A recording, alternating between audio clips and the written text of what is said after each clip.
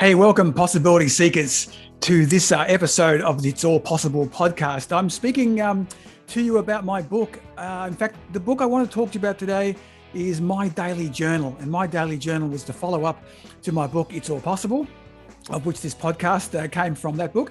It's All Possible. It's a book around mindset, motivation, and really taking possibility to probability, right? And there's some strategies behind that. And that book came out in late 2019. It came out just ready for the pandemic that I knew we were going to have in 2020.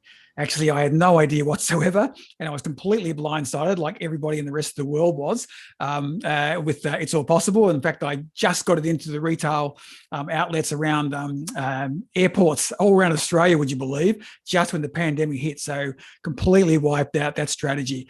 But anyway, My Daily Journal, where did that come from? So My Daily Journal is a journal plus. So what it is, it has a bunch of information at the start of it around my 4-step strategy to possibility. It has some information on goal setting, has some information around how to sort out urgency versus importancy. It's not even a word, is it? Urgency versus some things that are being important, and really how to work out what you should do, what you should delegate, and what you shouldn't do as well. So there's a little bit of elements to that. And then we get into the journal, and the journal has a number of questions in it, and it's a daily journal, so you can use it every day, you can use it every second day, whatever you feel you need to do. But I want to talk about My Daily Journal, not only why I wrote it, but also how you can use it and how other people have used it, because I've had tremendous feedback from organizations that have adopted My Daily Journal as a wellness product for their teams in organizations,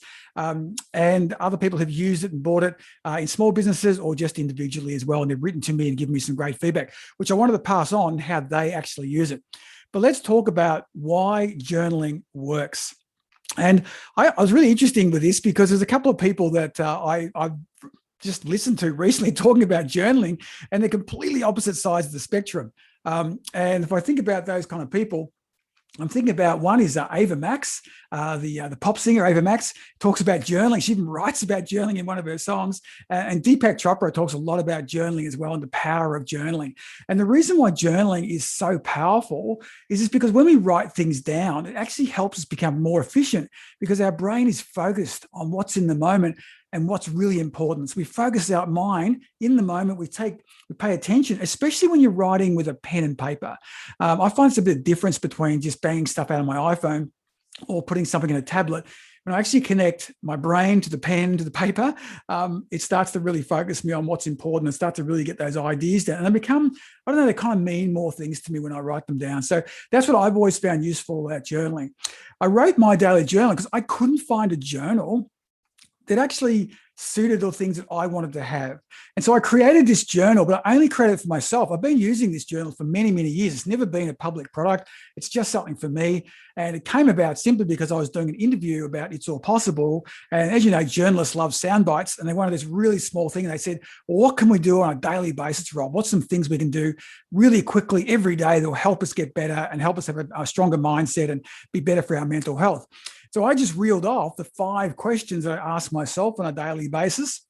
And this really resonated with not only the journalist I was talking to at the time, but a number of other people in the media and other people that I spoke to and clients of mine and the like. So I decided to actually make it a product. And that's where My Daily Journal actually came from. And it's up on Amazon, and you can buy it off my website and the like. But let's get into some of the kind of stuff around why journaling works, a little more detail around that, why people like Ava Max and Deepak Chopra and so many people talk about journaling. So one of the key areas is this. Every day, we have between 60 and 80,000 thoughts a day, according to the experts. So if I'm working on that, let's just say 60,000. I'm a conservative guy. I'm an accountant by profession, so I love to be conservative.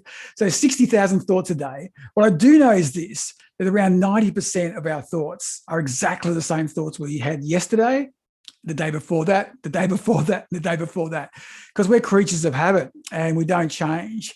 And if we don't have intention to change, we don't actually go around and doing and make change for ourselves. So 90% of our thoughts are the same ones we have. And this is why we can get ourselves into a funk. That's why we can get ourselves into a downward spiral. That's why people get into addiction. They find it hard to change habits, but we can do it. You know, people can change. But 90% of our thoughts are the same as we had, and 70% of our thoughts are pretty much negative, right? So you know that. So when something happens, our first thought is, what's wrong? What can happen? What could go wrong? What might happen? And it's all based on our history, what we read, what we saw, our experiences. We rarely ever go to the positive side. We don't think about what possibly could go right here. And I always got a saying, which is like, live in the expectation of extraordinary outcomes. It's a great way, isn't it? Live in the expectation of extraordinary outcomes. It's really hard to do, though, because we're sort of hardwired as humans to think about what could go wrong, what's a negative thing. So if you think about that, 60,000 thoughts a day, 90% of them are the same ones we had the day before that, and 70% of negative, we've got to be really, really intentional about improving our mindset and being positive. That's why being positive is actually hard. And that's why athletes, elite sports people, Olympians, successful business people, entrepreneurs, they all spend so much time getting their mindset right. And it's difficult. It's you have to be intentional about it. And it's about mindset, but mindset maintenance as well. And so that's why I find a journal really helps us, because a lot of times the problem, in our head seems massive, but in real life, it's actually quite small. I hope that makes sense to you. I'll give you an example. So I was in the US and I'm with the John Maxwell team, and we're at a big conference, like 3,500 people there, all these coaches from all around the world. And I'm thinking about things I've got to do when I get back to Australia. I'm thinking about other issues I might got to go through in my life. And they seem really, really massive.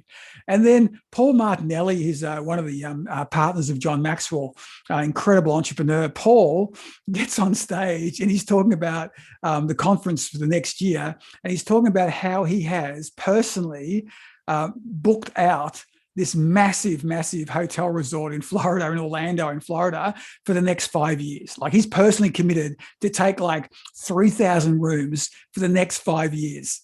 And I'm thinking, that's perspective. That really going, oh my God, my problems are pretty small compared to what Paul must be going through on a daily basis.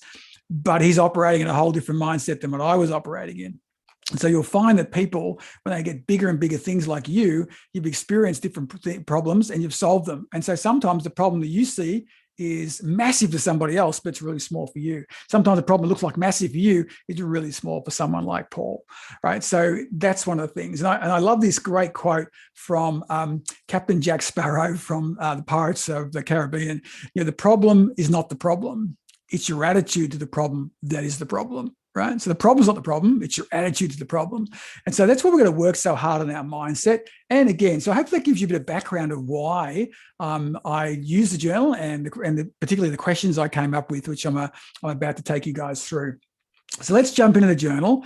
We'll jump right in the middle of it. So we're just going to jump into the questions. So let's take a look. There's 5 questions I ask myself on a daily basis.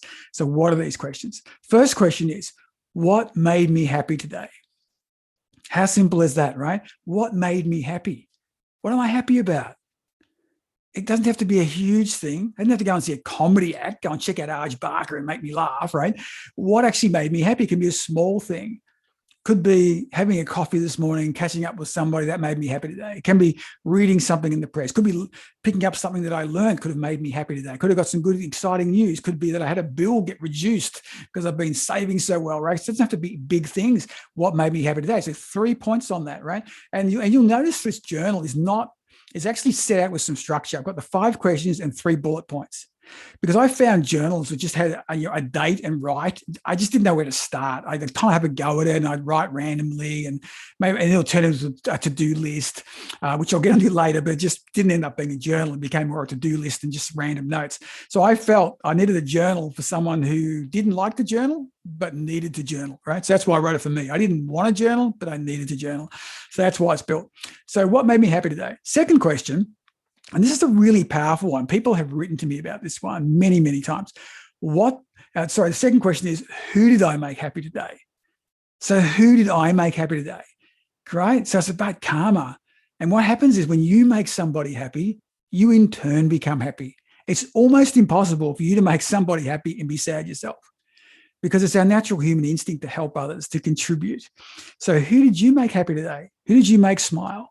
You might have told a joke. You might have helped somebody out. You might have done someone a favor. You may have opened a car door. You might have helped someone with their shopping. You might have given some advice and you made them happy, right? You might have picked the kids up from school and you haven't done that in a week, right? that you made them happy. It doesn't matter. It's the small things that get reflected. So who did you make happy?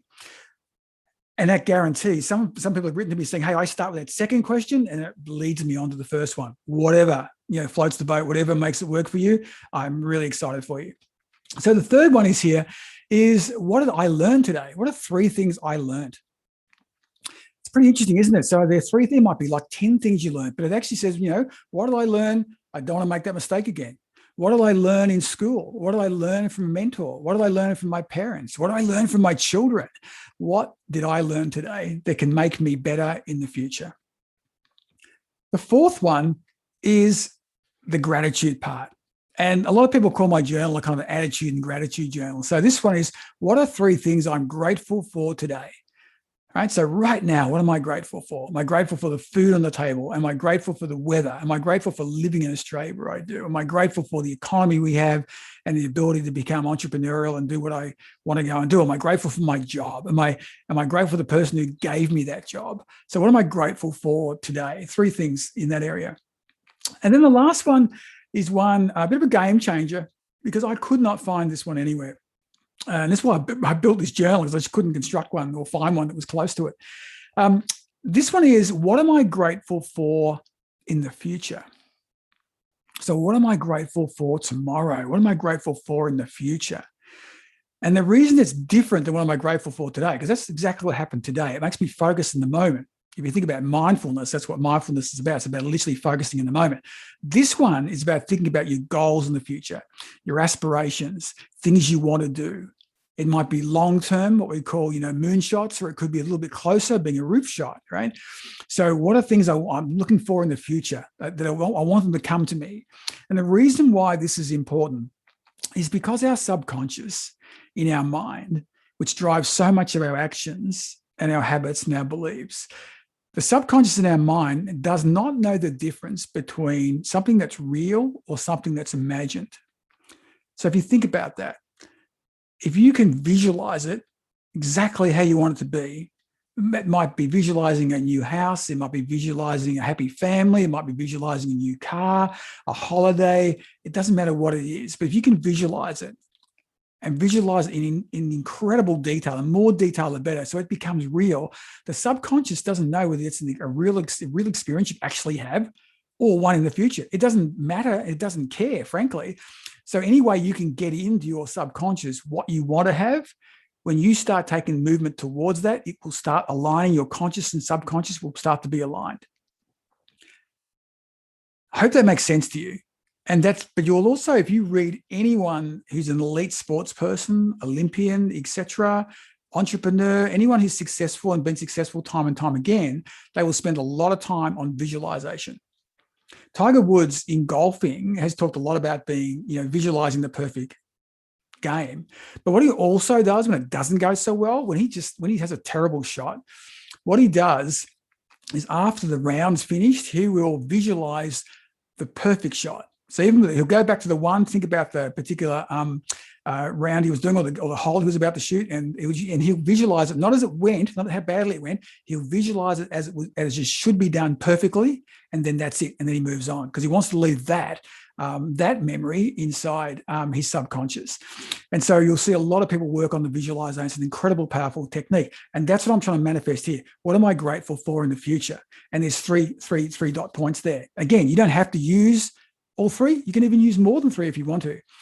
Now, what happens on there is the next page, the following page after I have these 5 questions, I have my notes for tomorrow. And the reason I did this is what I found is that when I did that, what am I grateful for in the future? The mind is incredibly powerful. It just started kicking into action and started coming up with ideas to move me towards that particular goal. So I kept on coming up with all these ideas and had nowhere to write it. So here's what you can do. And the notes for tomorrow, you write down. And we're talking about big ideas here, right? But sometimes we want to do stuff tomorrow. It starts, what's the first possible step to your impossible? Well, this is actually it.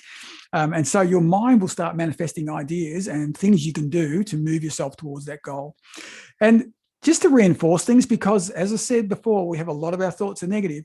Sprinkled throughout the book, there are quotes from what I call real catalyst type people who make a difference, make a change, and are known for the comebacks they've done, from recovering from all sorts of things, to having really good mindsets. But they talk about what it's like, and they talk about possibilities, what I call possibility thinking. I call these people possibility seekers and what I call real catalysts. So you'll see those quotes, and that's just to kind of inspire you. And if you feel down at all, you feel, hey, you know what? Not everyone was at the top all the time. And there's a whole bunch of these quotes that are sprinkled throughout my daily journal. The area I just spoke about then was catalysts. And I mentioned these things that I call catalyst people. So I just want to touch base on that a little bit. So what are catalyst people? Well, I'll give you a few catalyst people names. Michael Jordan, he's a catalyst person, right?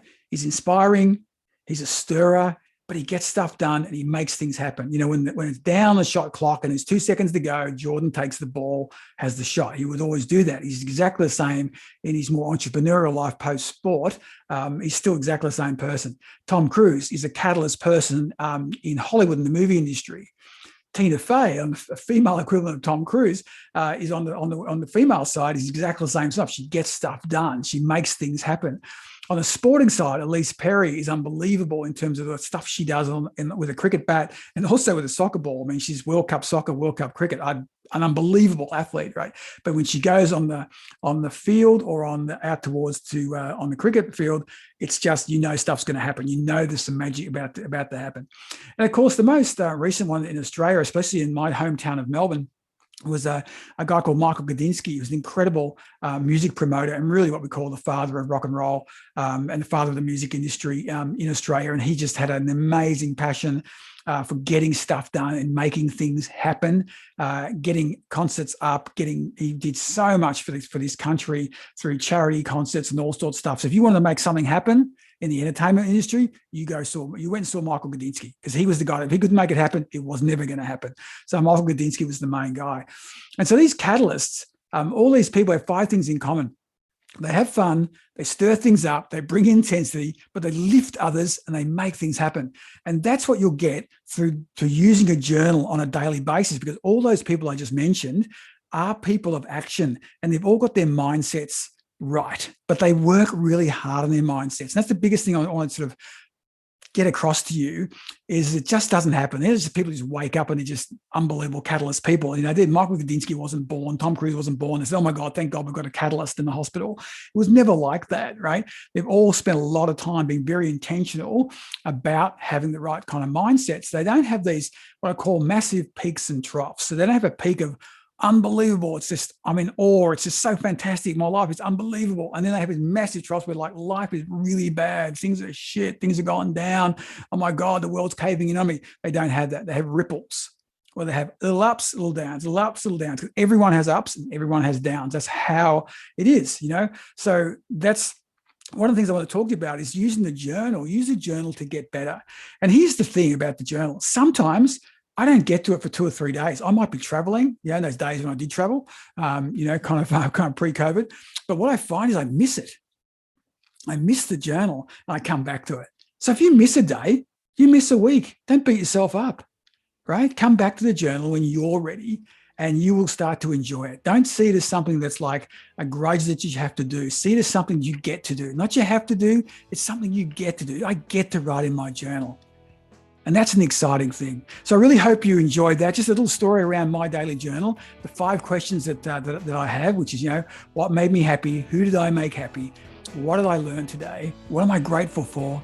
And what am I grateful for in the future? 5 simple questions. Hope they really helped you out. And we'll talk to you next time on the It's All Possible podcast.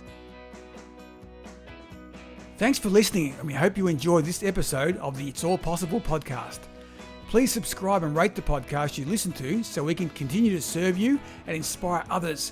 Remember, connect to us on all the social media channels. The It's All Possible podcast is hosted by me, Rob Hartnett, and produced by the phenomena that is Finn Hartnett. Connect with us via LinkedIn, Instagram, or the link tree in the show notes.